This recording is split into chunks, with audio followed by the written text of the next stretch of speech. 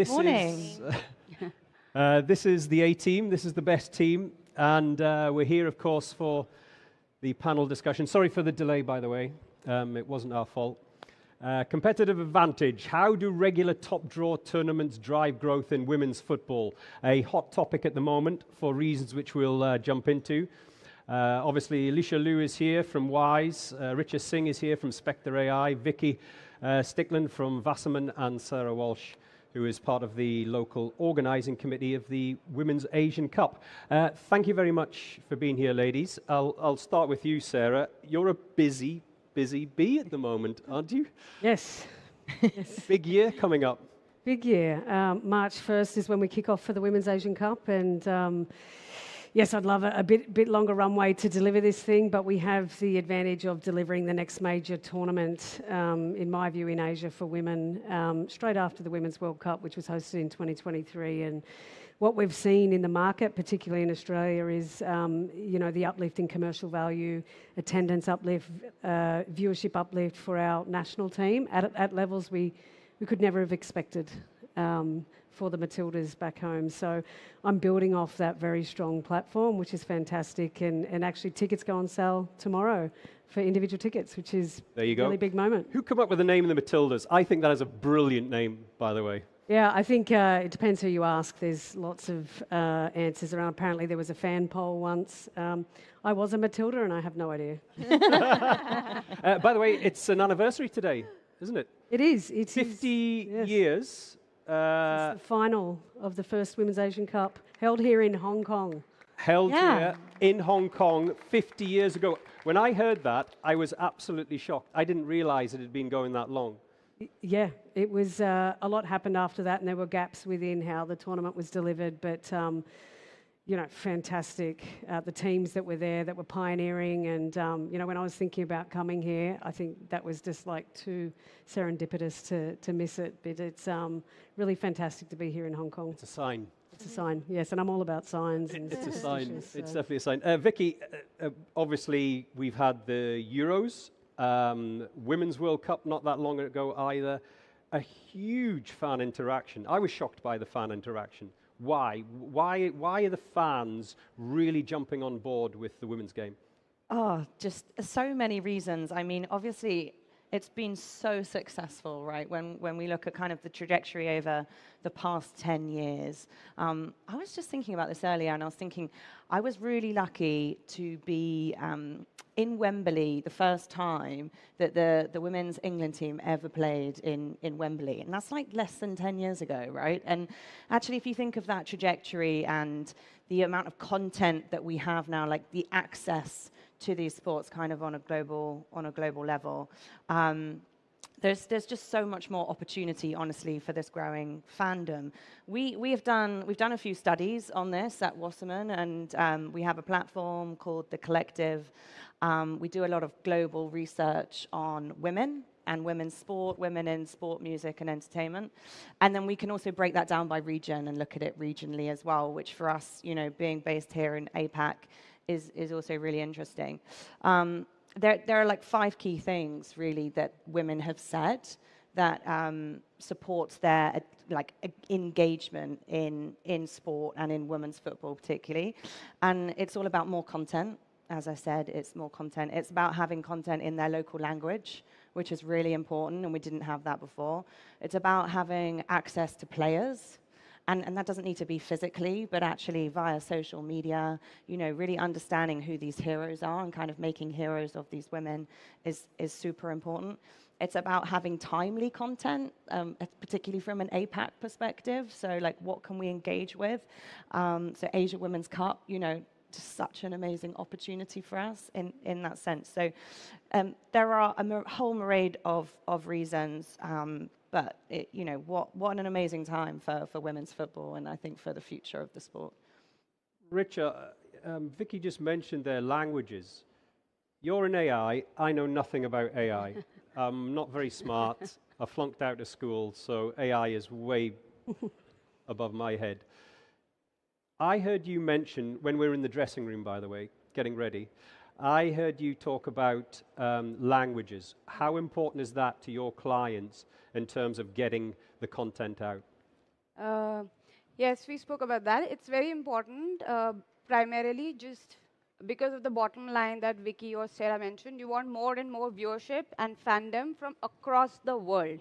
Now, what happens is that people in different parts of the world have different languages. Now, to dub it in so many languages manually, which was done until maybe even a year back, will take infinite time, and the internet consumers lose context and interest if you take so much time. So now AI converts any piece of content in real time in 20 plus languages. So that really scales your content. You cannot just show a SPL match that is dubbed in, say, Arabic from Saudi. In Saudi or in Arabic, you want to show it to people in Hong Kong in Chinese, you want to show it to people in Indonesia in Bahasa, in India in Hindi, and so in French, in Canada, etc. So now AI does that. So it has scaled your content to 20 times. So you have the ability to create 20 times more fan or viewership with the same content. So this is just one of a very, very important application of AI that's going around with leagues and broadcasters these days. Now, Alicia, I feel you're so far away from me. I've got to shout over there. You're on the ground. We are just talking about these tournaments. You deal with the actual girls from a school point of view, an educational point of view. What do you find? What's your experience so far when these tournaments are taking place and getting those girls involved? So I think that in some of the local schools that we work with, the participation really differs. So if you go to some of the schools, and they're co-ed schools, there might be a boys' team and not a girls' team. But I actually think that sometimes when we speak with the teachers, they'll be like, oh, the girls aren't so interested in playing. We've had some difficulties trying to get the girls to participate in football. But the teachers are saying that, Alicia? Yeah, the teachers are telling us. Sometimes the male classmates will also tell us that their girl classmates are not interested when we ask them why there's a boys' football team and not a girls' football team. And so they'll tell us that the girls are not interested. But I actually don't know that that is true, because anecdotally, last year when we took some of our, when there was a team visiting from overseas and we took our students to go and watch the game, I was seated next to two girls. And those two girls knew every single player who walked onto the field. They knew them by name, they knew them by number, they knew which teams that they had played in before. Wow. And I think it's a matter of understanding what interest means and how you can get the girls who are not interested to actually understand, if they are telling you they're not interested, what does that actually mean? Because if they are interested in a fan, you can convert them to play, right? Do you think the problem is the teachers, the parents, or even the school curriculum? Or all of the above? Probably all of above. And actually, I don't know how many of you grew up in Hong Kong and understand there are certain stereotypes with playing football as a local girl growing up. I mean, granted, for me, it was a long time ago, but as a girl growing up in a Chinese family, I was told football is not for girls. Did you find that, Sarah? Yeah, very early on, but I pushed through that. But I think that's the 1%, right? The 99% will go, you know what, too hard, and particularly parents. But so you found your parent. What was the biggest barrier for you? Was it the school curriculum? Was it the parents? Was it teachers? Probably access to good coaching, and you know, I would have ran through brick walls to play, so I think I'm probably not the case to look at, but it's the young girl that just wants to play with her friends, and then, you know, someone comes in and looks at it through a youth development or coaching, and, you know, it really should be at a young age just about playing and having fun. I have a 4-year-old daughter. I see all the benefits in having her play sport. It has nothing to do with representing your country. It's about being able to finish things, being able to think about, you know, teammates beyond yourself, and, you know, discipline, resilience, it's all those things. And I don't think my daughter likes soccer, but she's going to finish out this team. What position, by the way, is she going to play in your eyes? For position off with the flowers. But that goes to speak to, you know, we want all young girls, all young boys playing, and if there's just a real narrow focus on winning, we lose kids, and it's so much more about just playing. It's about physical activity, and when you look at the health of most nations, sport is a vehicle to drive that change. Because it is a numbers game. The more that you can get involved, the more chances you've got of real serious talent coming out of that. That's right. And what we saw from the Women's World Cup, I was responsible for running our legacy plan within Australia.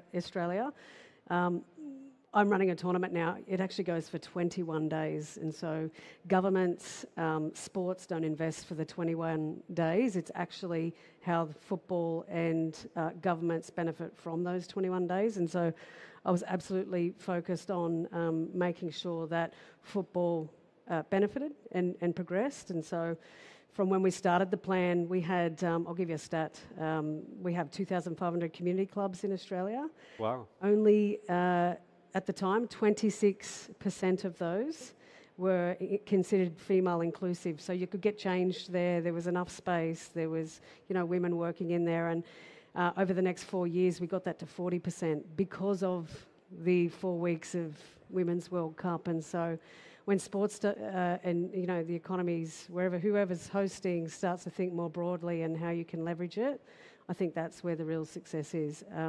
We will fill the stadiums, people will watch the matches, people will be entertained. I mean, one of the biggest stats from the Women's World Cup was China versus England, actually. 50 million people watched that match. 50 million? 50 million, mostly from China, obviously. But one of the highest ever watched TV programs in the history of TV in Australia was the Matildas versus England in the semi-final. And so that just reshaped, attitudes for women, all the social impacts that it had, where our nation stopped to watch a women's sporting team. Mm-hmm. There was no going back from that. And so that's the social stuff that we're trying to capture through the Women's Asian Cup. Is it free to air? It's free to air, yeah. Let me ask you about that, Vicky, because how important is that whole subscription free to air? We're here at the World Football Summit. It's the business of sport, the business of football, and money comes into it as well. I'm guessing the budgets for the AFC Women's Asian Cup is very different to the budget for the Women's World Cup, as Sarah touched on. So where does all that fit in? Yeah, that's such a good question. Vicky, that's two questions. Yeah, it's two questions, but I get it. I think the money is so important, right? The money that is sort of driven from these tournaments, which can then go back into the game and actually into funding some of these schemes. And we typically we work in the business of sport, so we work with the rights holders, we work with the brands, we try and connect them and kind of create magic, I guess. But off the back of the success of the World Cup, I think UEFA just announced that for the Euros, the sponsorship revenue for that tournament doubled, which is huge, right? If you think of the trajectory of the sport and where it's going, it's still significantly behind the men's game, of course, at the moment. But that trajectory is honestly unbelievable. And I don't think people would have thought that 3 years ago in 2022. The same from a free-to-air perspective. So just thinking of like the BBC and the WSL, the rights for that sort of bid by BBC and Sky Sports, they're just trebled from the last cycle of those rights. So again, I think from a financial perspective, from a commercial perspective, the game is really going in the right direction, and actually, it's creating the value that it absolutely deserves as a game, and that's because of the fandoms. That's because people are connecting with the game, and these fandoms are absolutely huge. They're also diverse fandoms, which is really exciting. It's not necessarily your typical football fan. So as a commercial partner, as a brand, you have the opportunity to connect with this whole new audience type, and an audience type that is typically quite difficult to connect with as well in terms of a younger female demographic. So that's what's driving, I guess, the commerciality of the product, of the game. But that's something that I'm very excited about, honestly, and just looking at that trajectory and where it's going to go. There's no reason that it shouldn't be the same in terms of a commercial product, looking at the men's game. I would like all of your opinions on this, but I get a feeling that the women's game and the women players and the coaches and staff, etc., are more accessible. Would you agree with that, Alicia? Certainly the men literally play the game straight onto the team bus. The connection with the fans seems to be getting further and further apart. Would you agree with that? You mean the women's coaches are connecting with the women's players more? Sorry, did I misunderstand? The women's game is connecting with the female fans or the Oh, fans yeah, of the women's yeah, yeah. game much more closely than the men's game. Yeah, I would definitely agree with that. I think when it comes to women's sports, and football included, there's a lot more association with the story and the player behind it. But I also think that in everywhere in the world, when it comes to women's sports, women represent more than just an athlete, I think. It's a real person. You connect with them in terms of an inclusion perspective. You connect with them because they've had to overcome a lot of something. And so I really do think that, we as young girls, we see all these like role models, for example. And yeah, I think there's a stronger connection with that. Do you feel that? I come from the technology side, but I do feel that some of our women leagues, such as Northern Soccer League of Canada, etc., when they use our AI to do content production, etc., they go more story first and athlete first, way more than some of the more traditional men or men and women kind of leagues do. Women leagues, I've found them to be more tell my athlete story more, etc. And not the team. Team It's more of the individual story and not the team story. Is that what you're saying? Or even the team story. The difference comes here. Don't create a highlight which includes goal, chances, saves. Create a highlight for me using AI that tells the story of this match. What was the high? Which woman, she was injured, but she still played. That moment needs to go in this highlight. So they're very focused on story. Another thing is that women are in general more emotional and driven by that. So even on a business side, I've seen, again, going back to another volleyball women league, they worked with us because their chairman is a woman. And when I met her, she said they were signing our competitor, and she said, what the hell, let's support a woman business. So I've seen it even on the business side. They come out and help women in the business of sport. So the whole emotional place or storytelling and what are the people really, I've seen that goes more or plays more front and central role with women leagues than as opposed to men league for us. Is any of that built into the thinking of the organising committee, Sarah, about the accessibility of the players when it comes to, well, not just the Asian Cup, but the Women's World Cup? Yeah, it's. I think you really have to think about the audience, and this will be one of the first times in Asia for a women's event where I think I like to think about it as an Asian tournament hosted in Australia. Australia is one of the most, in terms of the continent, a country within the AFC 47 family, nation family, is the most multicultural. And so, we have 1.1 million Australians that identify with Indian heritage. We have 1.1 million Chinese Australians. And so we're thinking very uniquely about, we have 27 matches. We now have finished the draw, so we know exactly where the teams are placed for the groups. We are providing a really unique experience for each match. And so that goes to thinking about the fan engagement experience, the music, the food, the culture, being led by the community to drive that. It's the LOC is the facilitator of that. So we're definitely thinking about how we make that a really unique experience and connect with the fans. Basically, tomorrow when we go on sale, you'll start to see some of the fan bays are shut down for Korean fans for that match, and so they'll be able to get in first. We're closing out the broadcast arc, especially for, there's an Iran-Australia match on the Gold Coast, second match of the group match, and that's going to fly off the shelves. But we are absolutely closing off the broadcast arc for Iranians, especially, and Australian fans, and making sure that we fill that with Iranians before we release that to the general public. And so I will admit that we could be using AI more and technology to start to specialise that engagement. I don't think we're there yet, but we are absolutely thinking about the end point in the consumer around what kind of broadcast experience we want fans to see when you switch on. If the Iranians are on the top end, you're not going to see them. And we really want to make that special offer to the fans to make sure that they know that they're thought about first. And Vicky, when you're going, because you go into offices on a regular basis, you go into boardrooms on a regular basis and talk to stakeholders, to sponsors, et cetera, et cetera.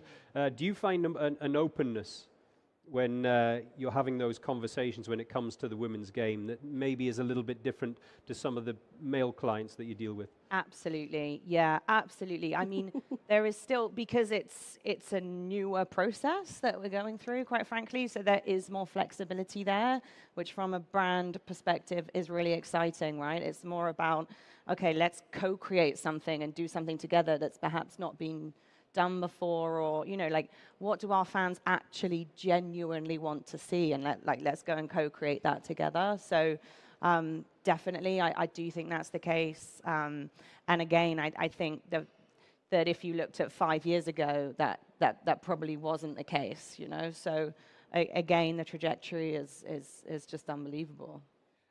We talked about numbers, Sarah. Obviously blown away by the Women's World Cup. Euros has already been mentioned.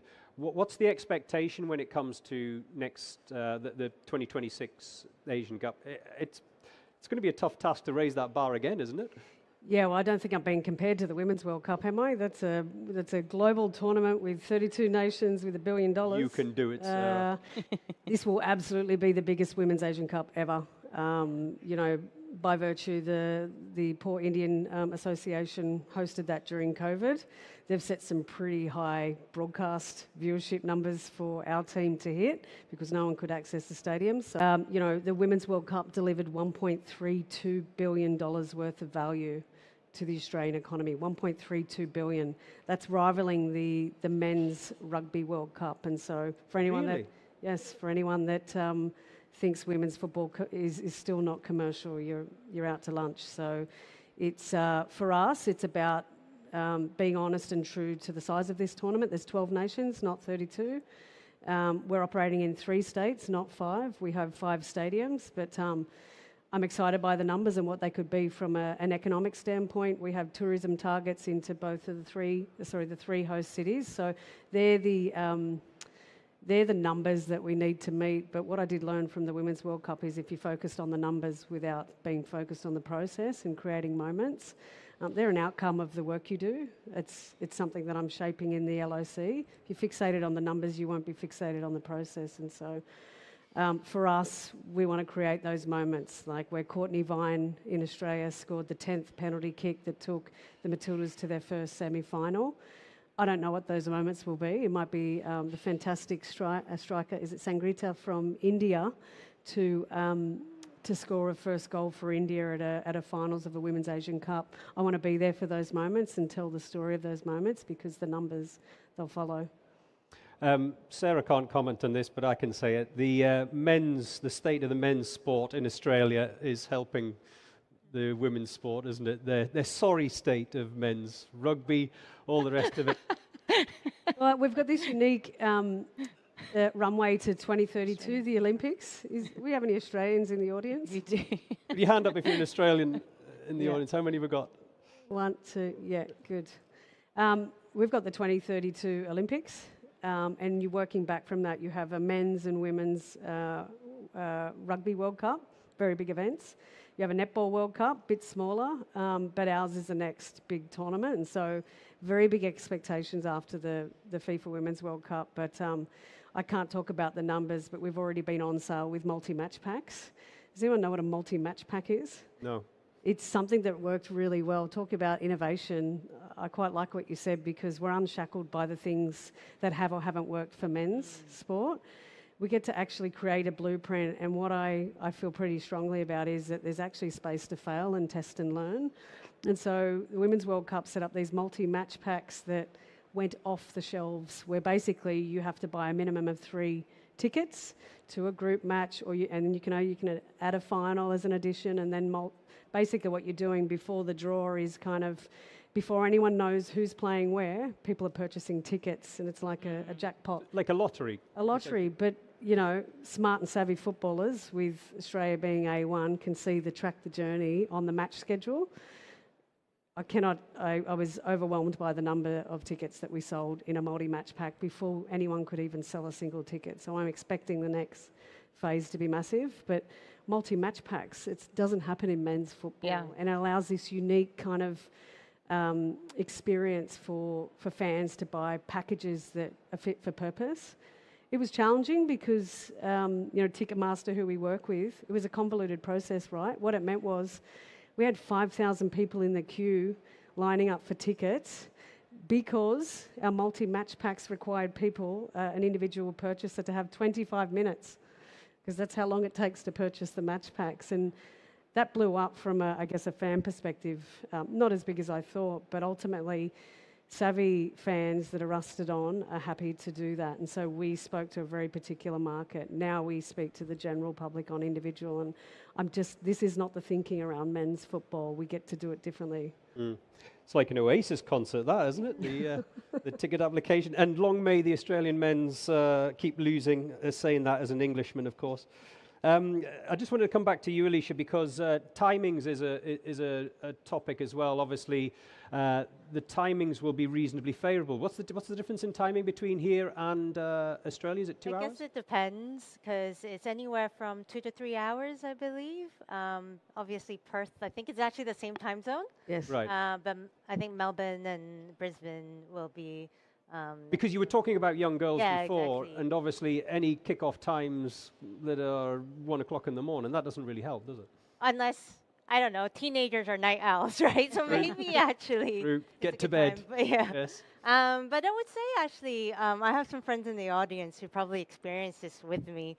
A few years ago, we tried to watch games at the bars. It was pretty difficult to find any of these games streamed live at any of the bars in Hong Kong. I know Vicky has a different story, but I think it really depends on where you go, actually. It's not always easy to find a place where you can watch the games. And it's not just like myself as an adult who's interested. If you don't have parents taking young people to go and watch the games, I think it's very difficult to have that same sort of maybe live fan engagement unless they're watching it on social media on their own. Because that's part of the sport, isn't it, Vicky? Yeah. Is watching with friends, whether it be in a bar, Absolutely. whether it be together as a collective. So important. And I think the way that female fans and male fans as well engage with the female game is different. I think that the way that they engage with sponsors is also different. So again, just from a commercial perspective, that's a huge opportunity for the game as well. Again, from our research, which looked at like 35,000 people across the world, we found that women were 15% more likely to engage with sponsors than men are.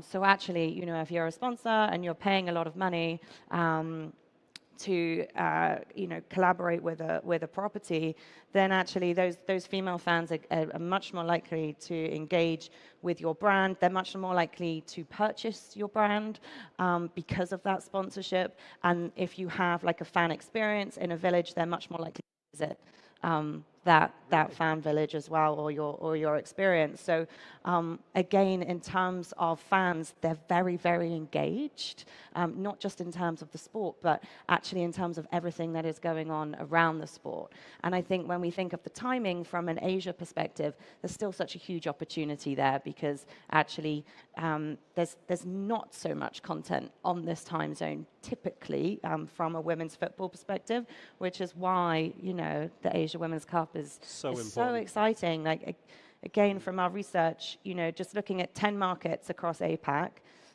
football is the third most popular sport from a fandom perspective, trailing behind badminton and basketball.